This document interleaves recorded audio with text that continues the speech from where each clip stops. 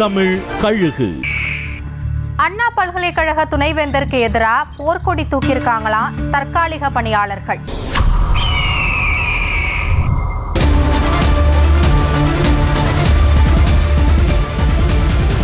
அண்ணா பல்கலைக்கழகத்துல துப்புரவு பணியாளர்கள், ஓட்டுநர், அசிஸ்டன்ட்னு பல துறைகள்ல 500க்கும் அதிகமா தற்காலிக பணியாளர்கள் வேலை பார்க்கறாங்க. இந்த நிலையில துணைவேந்தர் வேல்ராஜ் ஒரு புதிய உத்தரவு போட்டிருக்காராம். இனிமே தற்காலிக பணியாளர் வேலையில எடுக்கிறதா இருந்தா தனியார் ஏஜென்சி மூலமா தான் எடுக்கப்படும், சம்பளமோ அவங்க மூலமா தான் வழங்கப்படும்னு சொல்லி இருக்கிறாராம். இது தங்களுடைய எதிர்காலத்தை கேள்விக்குள்ளாக்கும்னு கொந்தளிச்சு போன தற்காலிக ஊழியர்கள் துணைவேந்தர் அலுவலகத்தை முற்றுகையிட்டு நியாயம் கேட்டிருக்காங்க. அவங்கள சமாதானம் செய்ய உங்களுக்கு எதிர்காலத்திலையும் எந்த பிரச்சனையும் வராது போங்கன்னு சொல்லி இருக்காரு துணைவேந்தர்.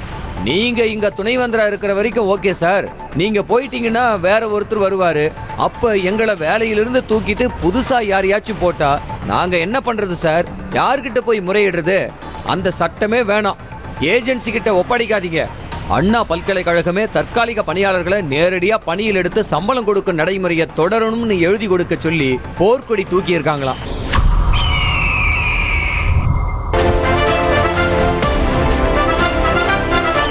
நியூஸ் தமிழ் கழுகு. செய்திகளை உடனுக்குடனும் துல்லியமாகவும் தெரிந்து கொள்ள சப்ஸ்கிரைப் பண்ணுங்க.